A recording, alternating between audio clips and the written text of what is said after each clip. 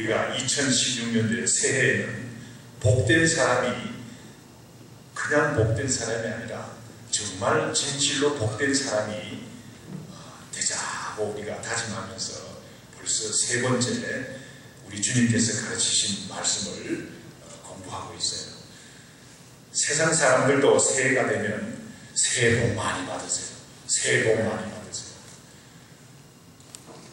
그래서 세상 사람들이 복 많이 받으라는 그 복이 어떤 복인가 제가 좀 들여다봤어요. 동양에도 오복이라는 말이 있죠. 오복. 오복이라는 말이 어디서 나왔는가 하면 유교에서 보통 많이 사용하는 서경이라는 책이 있는데 그 서경의 제1편에 보면 홍범이라는 제1편이 나오는데 거기에 오복이 나와요. 거기에 오복이 나오는데 그 오복을 들여다봤더니만은 첫째 가는 복이 뭐냐? 서경이 말하는 첫째 가는 오복 중에서 첫째 가는 복이 뭐냐? 오래 사는 것이라고 해요. 오래 사는 거. 그 오래 사는 참 좋죠. 뭐 오래 살면 복 받는 거 참 그 귀하죠. 두 번째로 복이 뭐냐고 하는데 부자가 되는 게 복이라 그래요.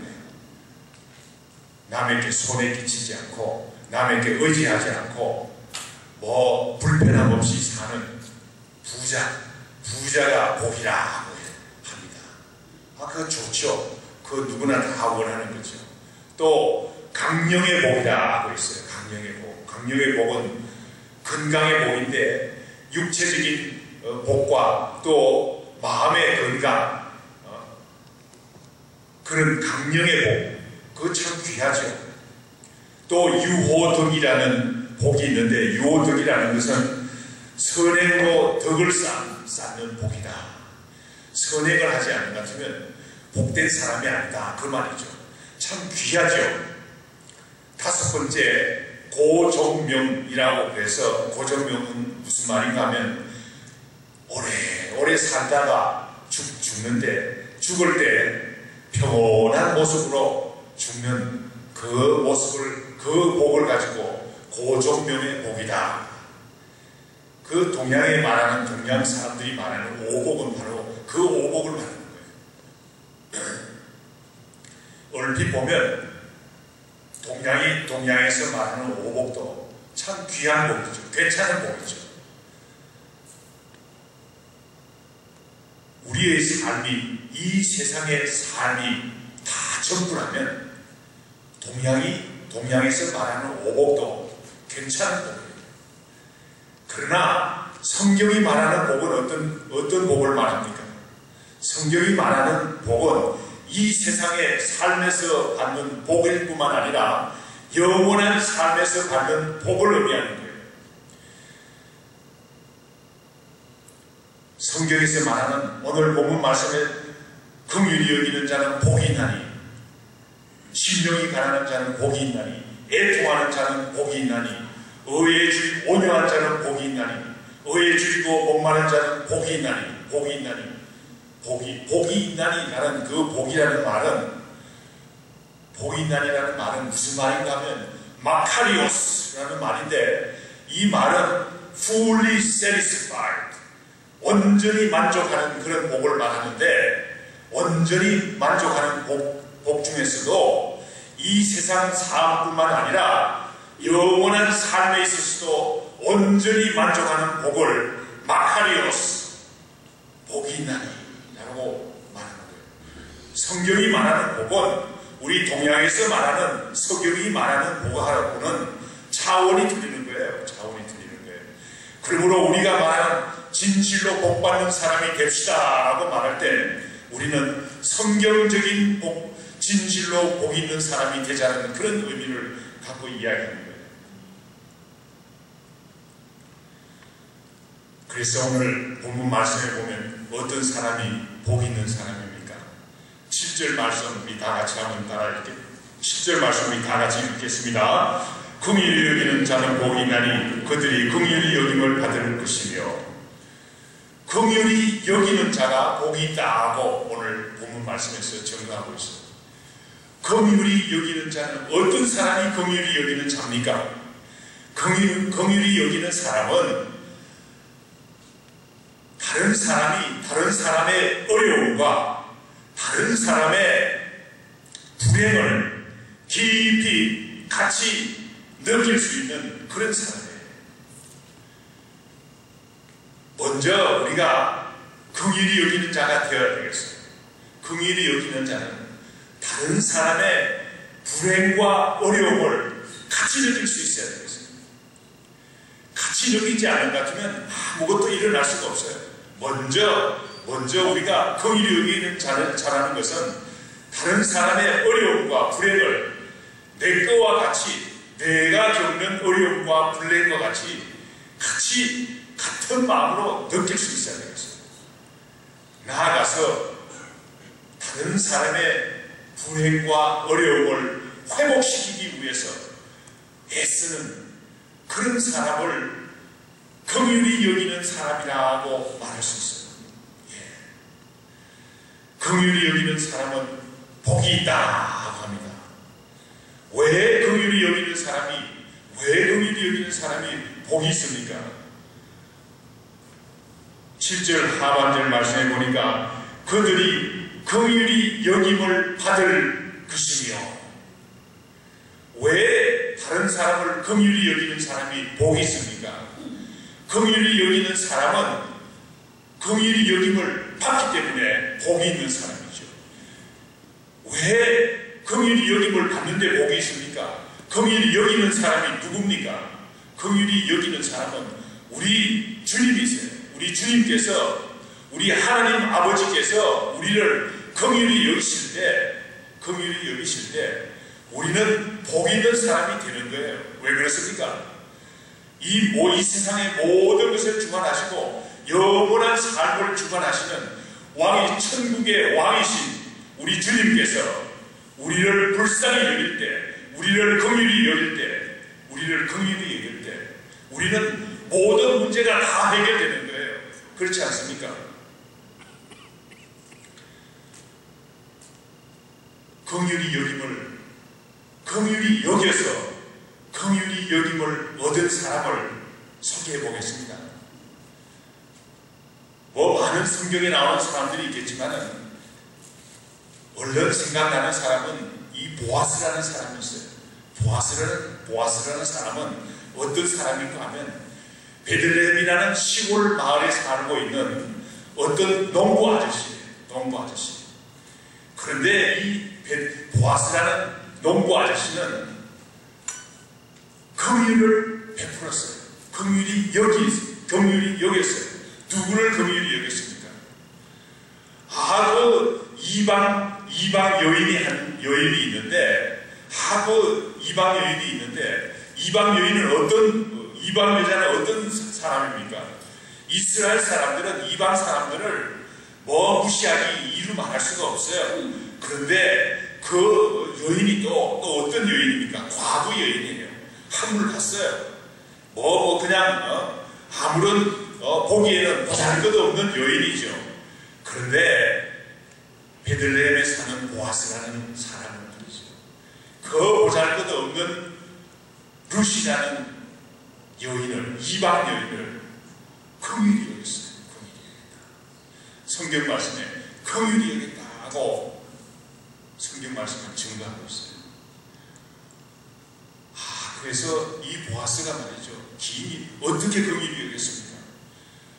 그냥 이삭을 주우러 왔는데 이삭을 잘 줍도록 좀 이렇게 선심을 썼어요. 이것도 하고 저것도 하고 할 수 있는 거 했어요. 그에 점차적으로 선행을 베풀었어요. 긍휼을 베풀었어요. 그래서 이 보아스가 말이죠. 어떤 사람이 되었습니까? 이스라엘의 역사에 있어서 가장 위대한 다윗 왕의 정조 할아버지가 된 거예요.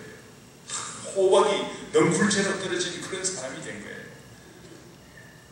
보아스라는 사람은 원래 베들레헴의 시골의 농부였는데 이와 같이 긍휼을 베풀었더니만은 보잘것없는 이방 여인에게 긍휼을 베풀었더니만은 하나님께서는 긍휼을 크게 베풀어 주셨어요. 그래서 진실로 복 있는 사람이 되었어요. 진실로 복 있는 사람이 되었어요. 성경에 보면 긍휼을 베풀지 못해서 긍휼을 받지 못하는 사람들도 나와 있어요. 마태복음 18장 27절 이하에 보면 어떤 사람이 주인에게 1만 달란트의 빚을 진 사람이 있었습니다. 이 사람은 1만 달란트가 얼마나 큰 돈입니까? 그거 뭐 대단히 큰 돈이에요. 1만 달란트, 오늘 뭐 계산은 안 하겠지만은 1만 달란트라는 것은 뭐 대단한 그 액수의 돈이에요. 그 돈을 빚졌다 하고 보는 그 빚졌다 하는 빚을 질 수 있는 사람인 걸 보면 이 사람도 한때는 잘 나가던 사람이에요. 보통 사람이 아니에요. 1만 달란트는 어떻게 빚을 집니까? 그 대단히 많은 그런 빚을 진 그런 사람이에요. 빚을 못 갚으니까 주인이 명령을 했어요. 너 빚 갚으라. 빚 갚지 않는 것 같으면 감옥에다 넣겠다. 주인이 말이죠.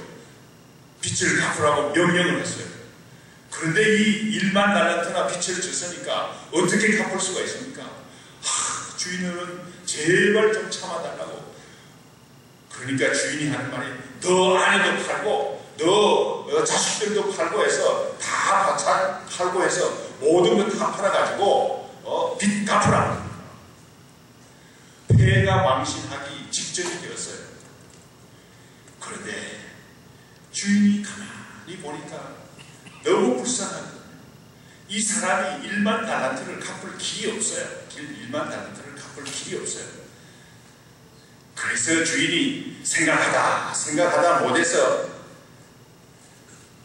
1만 달란트를 탕감해 주었어요. 너 이제부터 빚이 없다. 탕감해 주었어요. 1만 달란트나 되는 그 큰 빚을 탕감을 해 주었어요. 얼마나 기뻤겠습니까? 얼마나 감사했겠습니까?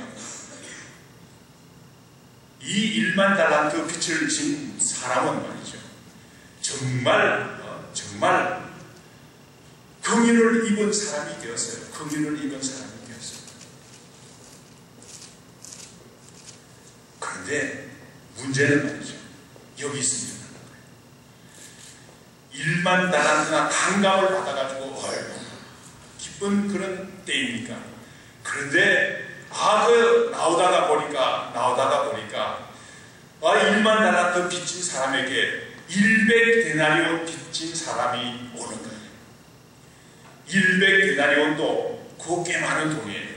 그렇지만은 일반 달란트에 비교하면 뭐 아무것도 아니에요. 사실은 아무것도 아니에요. 100데나리온도 대단한 좀 꽤 많은 돈이지만은 그러나 1만 달란트에 비교하면 물론 뭐 세 발의 피죠, 말하자면. 그런 돈인데 그런데 100데나리온 빚을 진 사람을 같은 사람이에요. 같은 친구예요. 그런데 100데나리온 빚을 못 갚는다고 그냥 아우성입니다.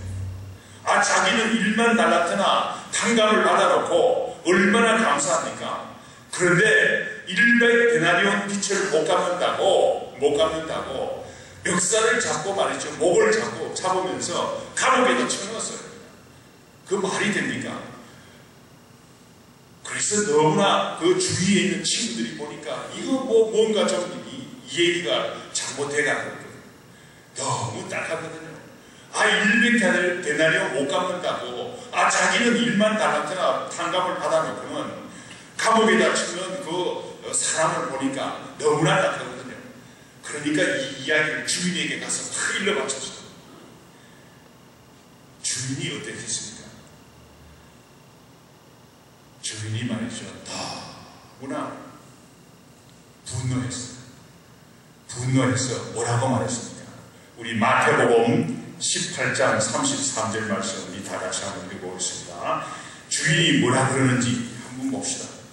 1만 달란트 빚진 사람에게 주인이 뭐라고 말하는지 한번 봅시다. 마태복음 18장 33절 말씀입니다. 우리 다 같이 한 목소리로 읽겠습니다. 내가 너를 불쌍히 여기는 것 같이 너도 너 동료를 불쌍히 여김이 마땅하지 아니하냐 하고 그렇습니다. 주인이 말이죠. 그랬습니다. 내가 너를 불쌍히 여겼는데 너도 같은 마음으로 내 동료를 불쌍히 여김이 마땅하지 않느냐 그 말이에요. 우리가 이 이야기를 들으면 말이죠. 그런 세상에 그런 사람들도 있었구나. 사실은 1만 달란트 빛을 탕감받은 사람은 바로 우리입니다. 하나님께서 나의 죄를 위해서 내가 죄를 도저히 갚을 길이 없어요. 내가 지은 죄를 어떻게 다 갚을 수 있습니까? 내가 지은 죄를 다 갚을 수 없는 그런 형편에 있는데 우리 주님께서 이 땅에 오셔가지고 우리를 위해서 십자가에 못 박혀 죽으셨어요. 그래서 우리의 빛을, 우리의 죄를 다 탕감해 주었어요. 다 탕감해 주었는데 우리는 어떤 사람입니까? 우리는 말이죠. 내 동료들이, 내 친구들이, 내 이웃들이 조그마한 잘못하는 것 같으면 더 그럴 수가 있나? 따지고 말이죠. 수하고 말이죠. 얼마나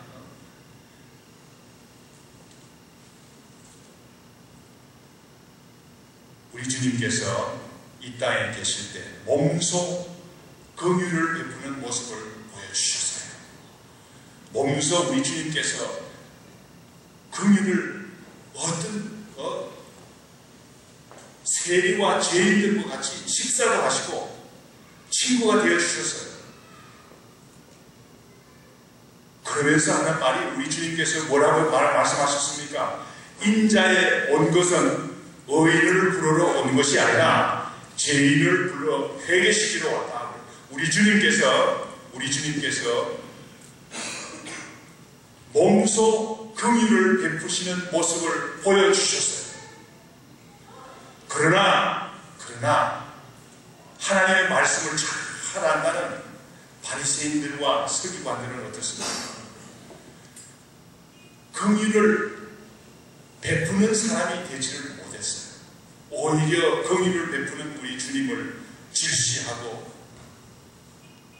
우리 주님을 오히려 십자가에 못 박는 그런 일을 하지 않았습니까? 우리 주님께서 우리에게 어떤 사람이 긍휼을 베푸는 사람인가? 실제적인 모습을 예를 들어서 긍휼을 베푸는 자를 긍휼을 베푸는 죄인과 세리들과 같이 식사도 하시면서 친구가 되시면서 긍휼을 베푸시기도 했지만 또한 어떤 사람이 과연 긍휼을 베푸는 자인가? 그 예를 들어서 얘기를 하셨어요. 누가복음 10장 30절 이하에 나오는 이야기죠. 어떤 사람이 예루살렘에서 여리고로 내려가고 있었습니다. 그런데 이 사람이 말이죠. 강도를 만났어요. 한적한 곳에서 강도를 만나가지고 강도에게 두드려 맞고 모든 것을 다 빼앗기고 거의 죽을 만치 맞았어요. 이제는 다른 사람이 긍휼을 베풀지 않는 것 같으면 죽을 수밖에 없는 그런 형편에 있었어요. 누구의 도움 없이는 죽을 수밖에 없는 그런 순간에 있었어요. 그런데 마치 제사장이 지나갔어요. 제사장은 하나님의 말씀을 강론하고 하나님께 다른 사람의 죄를 대신해서 제사를 드리고 얼마나 성스러운 일을 하는 사람입니까? 이 사람 같으면 긍휼을 베풀 만한 사람 같은데 제사장은 말이죠. 그 긍휼을 꼭 받아야 될 사람을 그냥 지나가고 말았어요. 아무것도 하지 못했어요. 레위 사람이 지나갔어요. 레위 사람은 어떤 사람입니까? 경건한 사람이죠. 성전에서 일하는 경건한 사람이죠. 레위 사람이 지나갔어요. 오늘날로 말하는 것 같으면 교회 장로님이나 교회에서 중직을 맡고 있는 목사님이 될 수도 있고 중직을 맡고 있는 그런 귀한 사람이겠죠. 레위 사람이 지나갔어요.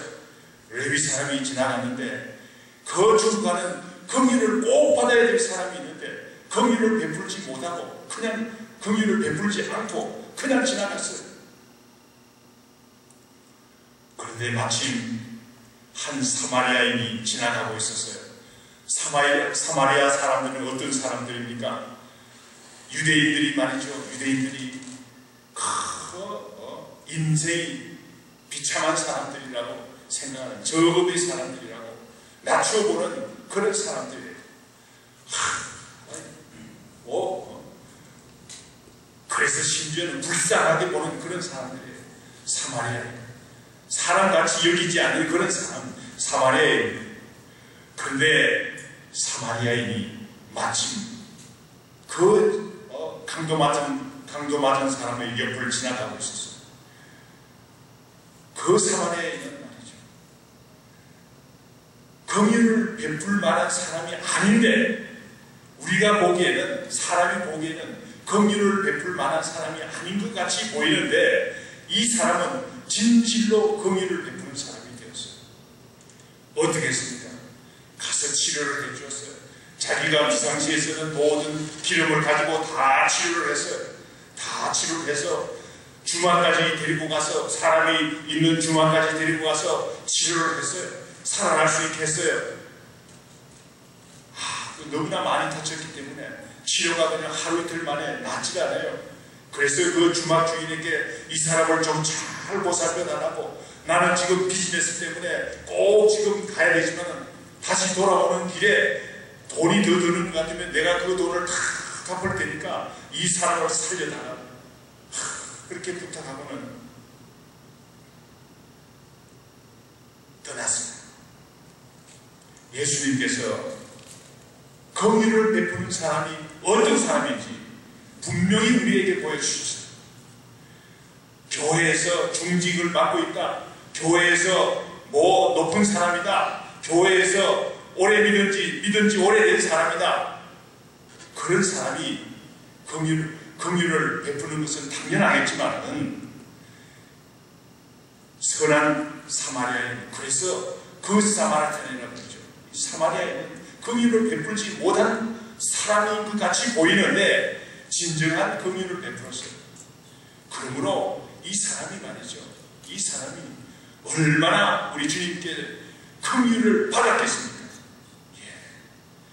그래서 큰 도시마다 가는 것 같으면 그 사마리탄 하수살이라고 다 있어요. 그 사람을 기념해서 얼마나 귀한 이름입니까?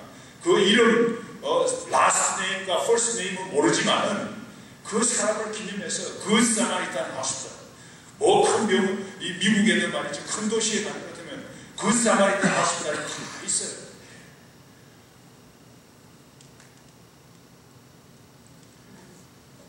우리 주님께서 긍휼을 베푸는 사람이에요. 긍휼을 베풀겠다 하고 우리 주님께서 약속하셨어요. 7절 말씀, 긍휼히 여기는 자는 복이 있나니 그들이 긍휼히 여김을 받을 것이며.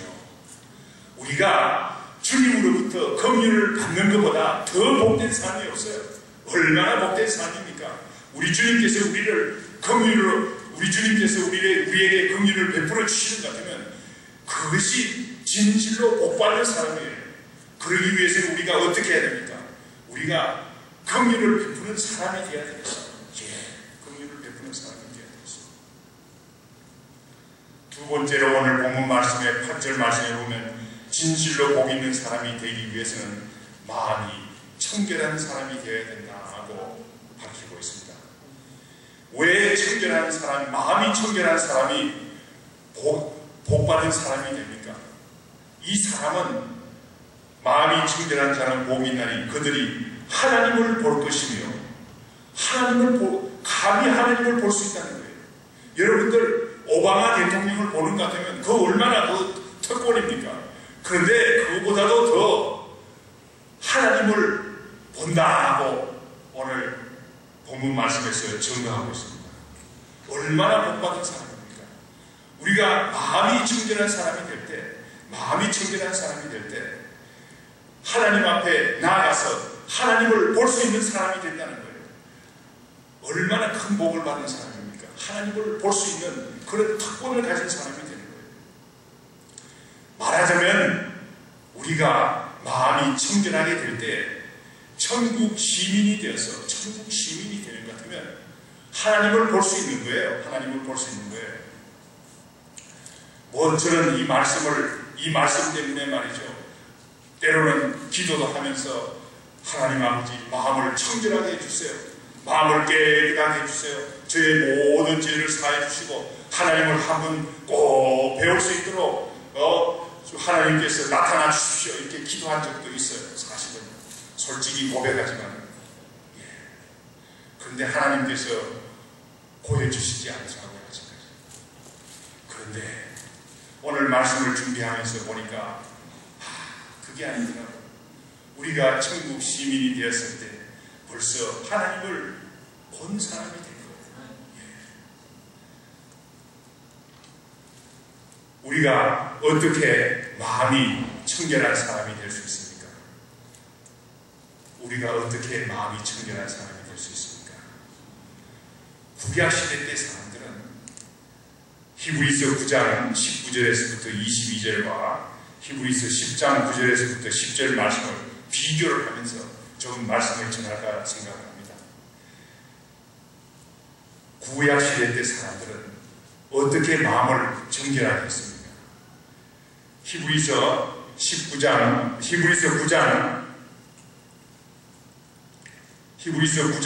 19절에서부터 22절 한번 우리 찾아보겠습니다. 구약시대 때 사람들, 우리는 신약시대에 살고 있죠. 구약시대 때 사람들은 어떻게 마음을 정결하게 했습니까?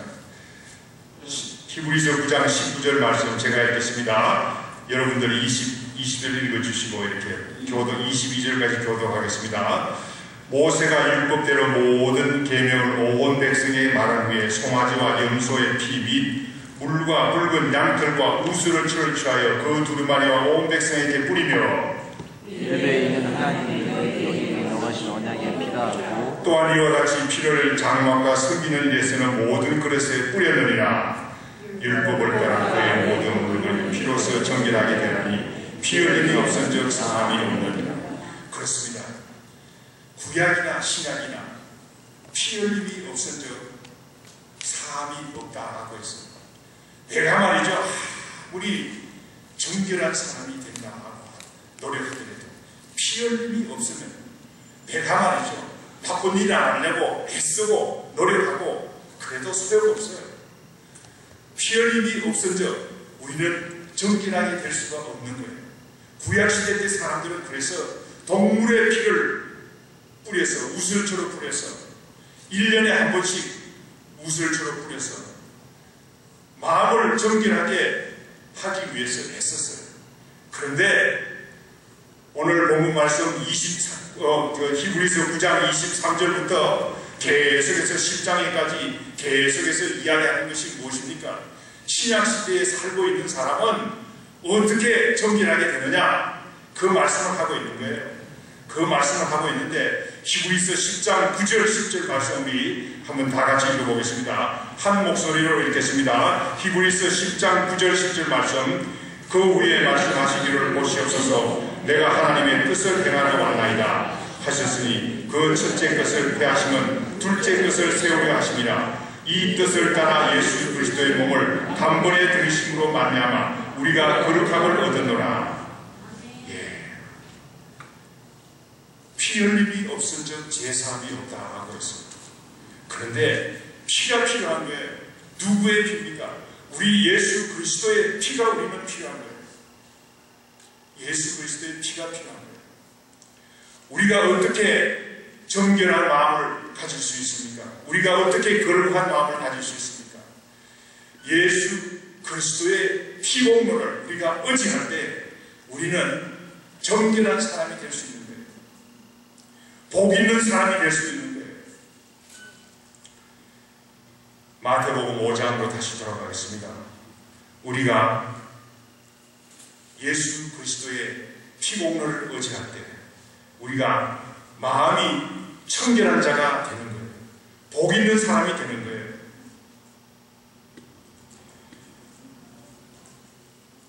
그래서 우리는 천국 시민으로서 우리는 하나님을 볼 수 있는 특권을 가지는 거예요. 요한일서 3장 3절 말씀에 보니까 주를 향하여 소망을 가진 자마다, 주님께서 나를 위해서 십자가에 죽으셨다는 그 피오노를 의지하는 자마다, 주를 향하여 소망을 가진 자마다 그의 깨끗하심과 같이 자기를 깨끗하게 하셨느니라. 우리 주님께서 죄가 없으신 분이죠. 우리 주님은 깨끗하신 분이시죠. 그런데 그의 깨끗하심과 같이 내가 아무리 큰 죄인이나 성치더라도 주를 향하여 소망을 가진 자마다, 주의 피복로를 의지하는 자마다 자기도 깨끗하게 하셨다고 오늘 성경 말씀에서 증거하고 있어요. 요한일서 3장 3절 말씀에서 증거하고 있어요. 마음이 청결한 자는 복이 있나니, 마음이 청결한 사람은 어떤 사람입니까? 죄를 짓지 않는 사람이 아니에요. 그 사람은 생활이 그래, 그래서 마음이 더러운 사람이야. 그게 아니에요. 예수 그리스도의 피복로를 의지하는 사람은 마음이 청결한 사람이에요. 우리가 이 사실을 바로 알아야 되겠습니다. 진실로 복 있는 사람은 어떤 사람입니까? 마음이 청결한 사람인데 예수 그리스도의 피복로를 의지해서 예수님께서 죄가 없으시며 깨끗하신 것 같이 자기도 깨끗하심을 입는 그 사람이 바로 복 있는 사람이에요. 오늘 본문 말씀 9절 말씀에 보니까 화평케 하는 자는 복이 있나니, 화평케 하는 자가 복이 있다고 했습니다. 왜 화평케 하는 자가 복이 있습니까? 9절 말씀 우리 다 같이 읽어보겠습니다. 화평케 하는 자는 복이 있나니 그들이 하나님의 아들이라 일컬음을 받을 것이며. 화평케 하는 자는 하나님의 아들이라 일컬음을 받는다고 했습니다. 우리가 하나님의 아들이라고 어떻게 일컬음을, 하나님의 아들이라고 우리가 어떻게 일컬음을 받을 수가 있습니까? 화평케 하는 자가 되어야 됩니다. 화평케 하는 자는 천국 시민이죠. 하나님의 아들이죠. 이 사람이 바로 복 있는 사람이라는 거예요. 세상 사람들은 복 있는 사람이 어떤 사람입니까? 다른 사람이야 어떻게 되든 말든 자기만 잘 되면 되는 그런 사람. 성경에서 말하는 성경에서 말하는 복 있는 사람은 그런 사람이 아니라 화평케 하는 사람이라고 했어요. 그래서 하나님의 일컬음을 받을 것이며 그 사람이 바로 진실로 복 있는 사람이라고 오늘 9절 말씀에서 증거하고 있습니다. 저는 이 화평케 한다는 말을 말이죠, 두 가지 측면을 가지고 생각해 봤어요. 첫째 측면은 우리가 하나님의 아들로 우리가 화평케 하는 자는 첫째 어떤 화평을 말합니까? 요한복음 13장, 우리 새벽 기도 때 우리 늘 공부했죠. 우리 요한복음 13장 34절 35절 말씀 우리 한번 찾아서 읽겠습니다. 요한복음 13장 34절 35절. 화평케 하는 자는 어떤 사람입니까? 화평케 하는 자는 서로 사랑하는 사람. 요한복음 13장 34절 35절 말씀 우리 다 같이 읽어보겠습니다. 새 계명을 너희에게 주노니 서로 사랑하라. 내가 너희를 사랑한 것 같이 너희도 서로 사랑하라. 너희가 서로 사랑하면 이로써 모든 사람이 너희가 내 제자인 줄 아니라. 내 제자이라는 말이나 하나님의 아들이라는 말이나 같은 말이에요. 우리가 서로 사랑할 때, 우리가 교회에서 말이죠, 우리 교회에서 서로 사랑하는 모습을 보여줄 때, 서로 사랑하는 모습을 보여줄 때, 우리가 예수님의 제자인 줄 다른 사람이 알게 되는 거예요. 하나님의 아들인 것을 다른 사람이 알게 되는 거예요. 오늘날 많은 교회들이 있습니다. 많은 교회들이 하나님의 아들이라고 자처하지만 서로 사랑하지 못하는 사람들이 교회 안에도 많이 있어요. 그래서 싸우기도 하고 때로는 법정에 가기도 하고 여러 가지 어려운 가운데 있는 사람들이 많아요. 예. 우리 교회는 말이죠, 우리 교회는 진실로 복 있는 사람이 되어야 될 텐데, 우리가 서로 사랑하는, 우리 서로 격려하고 서로 사랑하는 귀한 교회가 되기를 원합니다. 진실로 복 있는 사람이 되기를 원합니다. 화평케 하는 자는 복이 있나니, 이 화평케 한다는 말에는 또 다른 측면이 저는 있다고 생각합니다. 이 세상에는 많은 사람들이 있어요. 주님과 화평하지 못하는 많은 사람들이 있어요. 주님과 화평하도록, 화평을 이루도록 도와주는 그런 일들을 해야 되겠습니다. 복음 전도를 해야 되겠습니다. 화평케 하는 사람들은 어떤 사람들입니까? 우리 교회 안에서 서로 사랑하며 서로 아끼며 서로 격려하는 그런 사람도 화평케 하는 사람이지만, 복음을 들고 아직도 그리스도의 복음을 모르는 사람들에게 복음을 전함으로 인해서 하나님과 막힌 땀을 흐르는 그런 일에 열심을 내는 것 같으면 화평케 하는 사람이에요. 우리가 이 사실을 분명히 깨달아야 되겠습니다. 우리가 화평케 하는 사람이 되어야 되겠습니다. 그래서 우리 황윤정 양, 우리 한번 주년 평화 한번 같이 할까요? 주년 평화 한번 하고 말씀을 마치도록 하겠습니다. 주년 평화. 칠 수 있어요? 갑자기 부탁했습니다.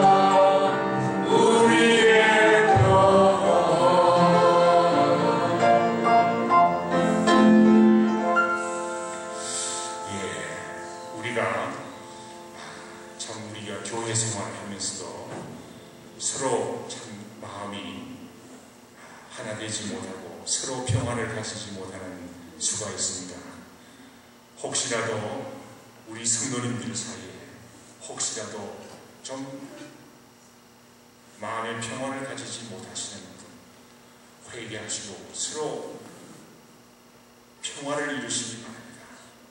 그래야만 우리가 하나님의 아들이 모인 교회다라는 것이 드러나는 거예요. 예. 우리 교회의 사명이 무엇입니까?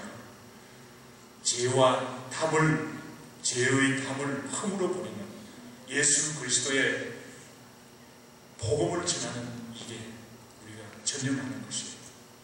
우리가 이 사실을 알고 우리 교회가 정말 화평케 하는 성도님들이 많은 교회가 되어야 되겠습니다.